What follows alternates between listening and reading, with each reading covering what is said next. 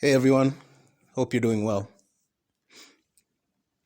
I think I've talked about this quite a bit, but people just don't get the fucking point. Like I I can say, especially like for people who've known me for a very long time, I haven't fucking changed. My attitude towards life, my personality has not changed because the moment I started noticing how fucking stupid the world is and how fucking the kind of stupidity that people engage in, I've never had a need to change, right? What would be changing in my like I found it stupid as fuck then, I find it stupid as fuck now, you know? And I keep noticing this, and it's like people just they'll agree and they'll just continue doing the thing that I said they were doing. That I pointed out, right? And it's like what the fuck did I just even what did I even bother saying all that for? You know? People eat each other alive all the time now, you know? And it's so crazy how we hide things behind language and social customs, and yet it's the same fucking thing. To climb to the top of a corporate ladder, you have to just step on people, shit on people, essentially devour their human essence to get ahead. That's what CEOs do. Don't even pretend like they do. Even if the CEO's like a nice, presentable, philanthropic, you name it, they're still doing the same shit. People eat each other alive. And more so in the goods that we consume. Like if you understood the scale of oppression and brutality that goes into providing your daily conveniences, you probably wouldn't even want to get out of your bed at all. You probably wouldn't even want to move from where you are. Because that's how fucked our system is. People get thrown to the dogs in front of our faces all the fucking time.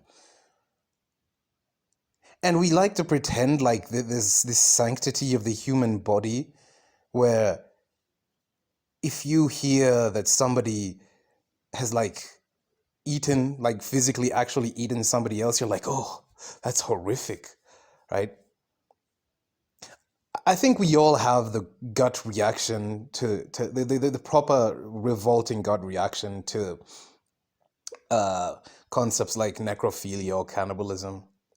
But at the same time, a lot of that is just it's reinvented within traditions. In fact, tradition itself is fucking necrophilia. Think about it. People dick ride the dead all the fucking time to justify doing the stupid shit that they're doing now as they're alive.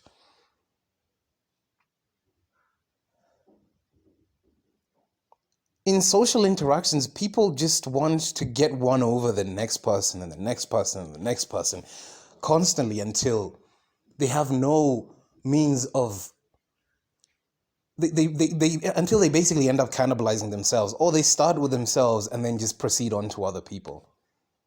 You hear about Jeffrey Dahmer and you're like, yo, what the fuck? He actually, like, and this isn't to trivialize the people that he brutalized. But at the same time, the actions that we take indirectly fuel Jeffrey Dahmer's. But we fucking lick their boots and tell each other like, you just have to work harder, you just have to stop sleeping, you just have to like ruin all your personal relationships and you'll get there. When the truth is you will never get there. It was designed for 99% of people to never get there. Economic uh socioeconomic mobility is a fucking lie. It really is. The experiences that I've had growing up in different places, meeting different people, it's really shown me that social mobility is a fucking lie. You are stuck where you are and you'll be stuck there until you die. Because if you could move out of that position, the corporations wouldn't have a labor force to exploit.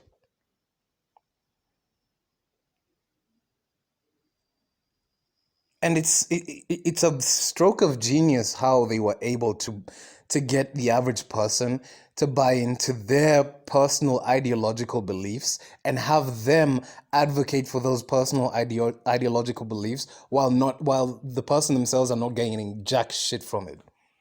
In fact, they are they're walking into the grinding machine and they're dragging as many people as they can into it, all in the name of being functional and productive in society. Fuck society, man. Like, what the hell? What exactly is it even that's tangible about society? We're always in a false sense of security. Always. Everything about our sense of security is fucking false because it's all coercion. Okay, you live in a developed country. You have access to food. You have access to clean water, electricity, good roads, stable government, right? Decent policing. But at a moment's notice, they can just shut off the supply lines. What the fuck are you gonna do? Protest? Protest? What you gonna storm the parliament building? No, like tell me really. It's so funny seeing how easily the Capitol was raided in the United States. They're always talking about how they're spreading democracy and freedom and stability worldwide. And it took a few fucking rednecks and hillbillies to break in and like threaten the lives of government officials. In practically every other country, that would have been a mass murder, like a state-sanctioned mass murder. Like, oh man, I would have been crazy, or at least like I don't know, it would have been gory. It would have been very gory, but America just moves different. America is built different. Even then, if it really, really, I mean, fuck, like they were just a few doors away from breaking into the Capitol, and like they literally wanted to kill so many members of Congress. They were this close. But at the same time, if the US government really wanted to crack down on people, there's nothing you're going to do. Nothing. They can neutralize you they can literally send a fucking drone and neutralize you. The guy piloting the drone is just sitting like fucking hundreds of kilometers, maybe thousands of kilometers away from you, but they'll know your exact address. They can tell your heat signature and they'll fucking neutralize you in less than fucking 10 seconds. And just dispose of the fucking story. If it was something, on a mass scale, heck, hoard your guns if you want. Hoard your guns. It's basically it's now just a game of just who's going to last out the longest. Because let me tell you, if a government decides to turn on its citizens, nobody's coming to help them. No one. They do it all the fucking time.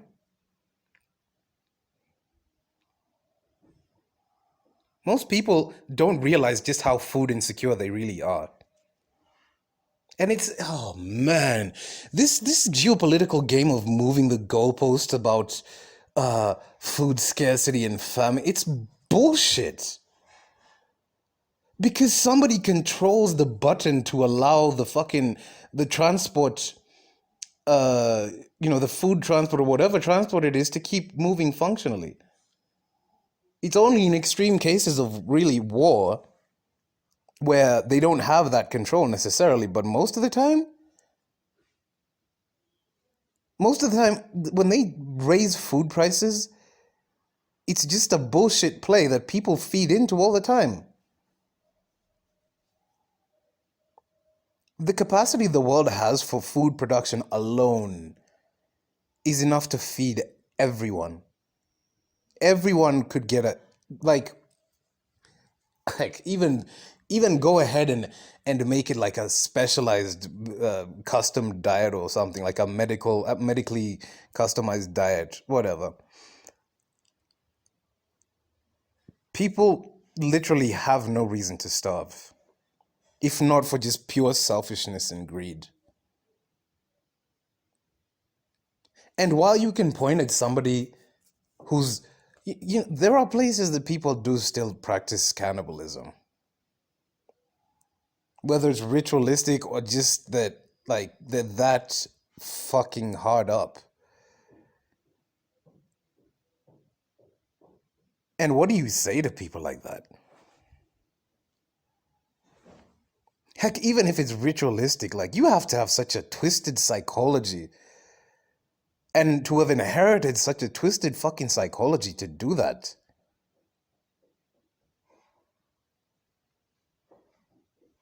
And I'd be at fault for not even pointing out how people do it to animals as well. This is it's such a fallacy that meat eaters try and struggle to comprehend, that you're killing another living thing for your own convenience. Most people would do just fine without meat or dairy. And if I'm not mistaken, is it mostly Europe or Asia that's like very lactose intolerant? Like extremely lactose intolerant? And yet people still they still eat ice cream knowing the fucking consequences. There's no nutritional fucking value to it. And yet cows are like, think about where milk comes from. It comes from a lactating animal. When does an animal lactate?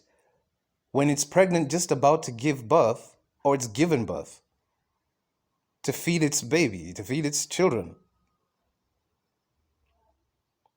So cows have to be forcefully impregnated on a regular enough basis until they're just worn out, and then I don't even know what kind of meat they use them for, if they do, or like whatever. Just so people can have ice cream that they're allergic to.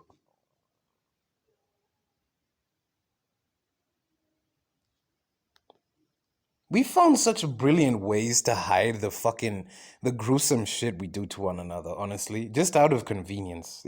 It's out of convenience, honestly. It's excuses. Oh, I need to do this because if I don't, it's because of them that I did this, or I do it like this, blah blah. Like, people are so good at making fucking excuses. They're brilliant at it.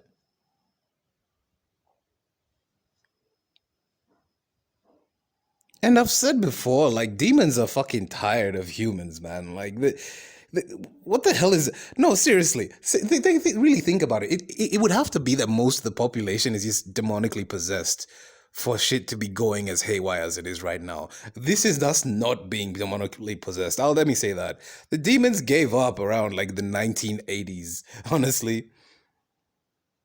Just seeing what human beings do to themselves of their own volition, it's crazy. I'd even go as far as to say war itself is a form of cannibalism. You're taking in another country's territory, maybe capturing their people or subjugating their people in some way, brutalizing them, right? You're doing everything except putting them in their mouths, but yet the actions that you're undertaking against them is to enrich yourself, to keep fucking feeding yourself. How is that? How is it not the same thing, honestly?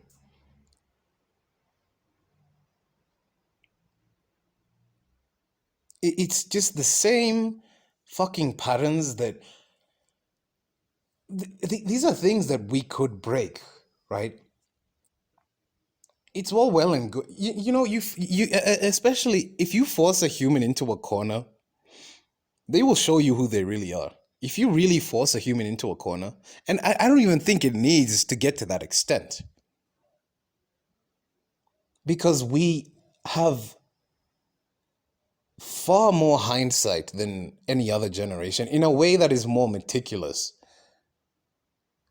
Previous generations, they probably did have some level of hindsight, but at the same time, it was a very rosy outlook on the past, right? For us, and funny enough, For us, it's always the 1950s. That age of the boomers. When the boomers were in their prime, that is always the age that is referenced. When families were together, when the society still ran, and it's like, what the that is their closest point of reference, obviously. They'd be stupid to go into the 19th century or even the earlier 20th century, but they go into the 50s, the 60s, because it's their grandparents telling them how great life was, and yet, if you understood why their lives were so great back then, they really were just living in a temporary time capsule. And I think people tend to look at the past with with very rose-colored glasses, essentially. Like, shit was probably a lot worse than you actually realize it was. But I guess compared to now, it's easy enough to say, oh yeah, things were so much better. Maybe, maybe, right? Maybe things were better off back then. But at the same time, it was just because problems were outsourced to other places that it wasn't it wasn't, let's just say, it wasn't great in like Iran or Afghanistan, or like the Vietnam, Cambodia region, Southeast Asia, and like at least half of Africa was in like civil wars and like Western backed coups, and then South America like being fucking shit. Like, they have really fucking suffered under the US. They have. It's only now. It's really. It's only very recently that I see South America is really. They've come into their own political understanding and it's like, it's very. How would I say it? Somebody's either really, really fucking far right or really, really fucking far left, right? The in-betweeners aren't really in-betweeners because they're just going to the in-betweeners are usually the ones backed by the West. The ones on the far left are usually the ones assassinated or jailed or exiled or something, right? But they're very, very I don't know, the instability has been always been there for as long as like that European influence has been there. But if I can look at their political situation in African political situation, I'd say we have a much, much longer way to go than South America. Much longer. They've been under that brutality for the from the 1500s. From the 15 fucking hundreds, right? If you count the western coast of Africa where most of the slaves were captured and taken from, I'd say it counts as well, but at the same time, the African continent itself was not under European control for that much of a period of time. Outside of North Africa, and then uh like South Africa since the 1600s with the Dutch, we haven't really matured in our political process enough to really fight back necessarily. Maybe I sound ignorant. I don't know. It's what it's what made me even make this video, because seeing how people just, it's so easy for somebody to die. It is really so easy for somebody just over the smallest amount of money. It doesn't even take much. It doesn't. They'll do it, get it done, maybe get the next few days of food, or maybe next week's worth of food, till they have to go do it again.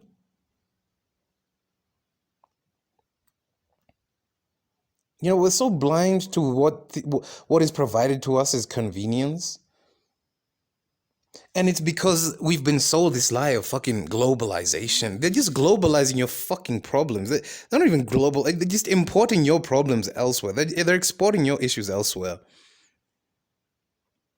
Because for most of history, most people just ate what was in the local markets. They wore their own clothes. They didn't have the fucking money to buy it. Right? Everything that they could have had or used was in a relatively small area.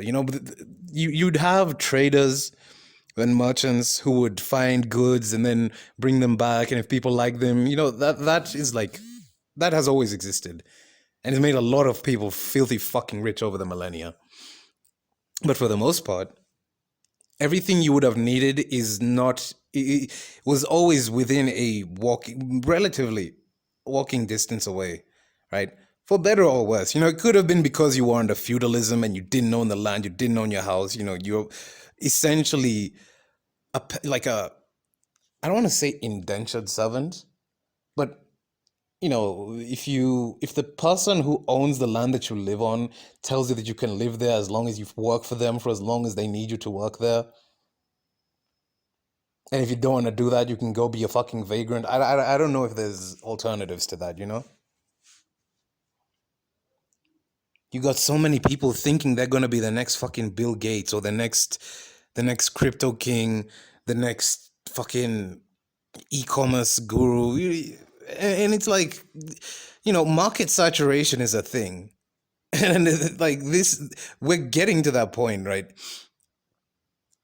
These get rich quick schemes, like people are getting filthy fucking rich, yes, but this I always say this reality comes to collect. This fast easy money, it's not fast. It might be fast and easy now, but later on it's definitely not going to be easy at all to deal with those consequences. Not for the vast majority of people who engage in it. Not at all. And yet people will still eat one another alive just for that next day of just wage slavery. Just for that next day to be able to exploit somebody else, or even if you're running away from your own exploitation, does it really make sense to exploit other people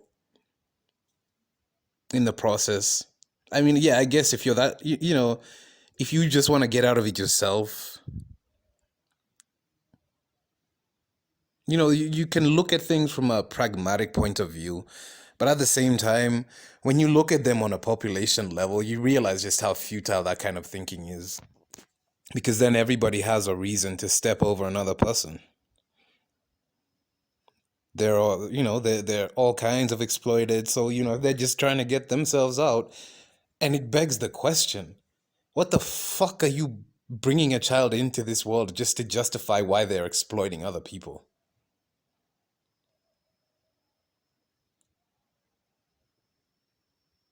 Never make shit. It honestly just never makes sense to me. I don't think it will anytime soon, honestly.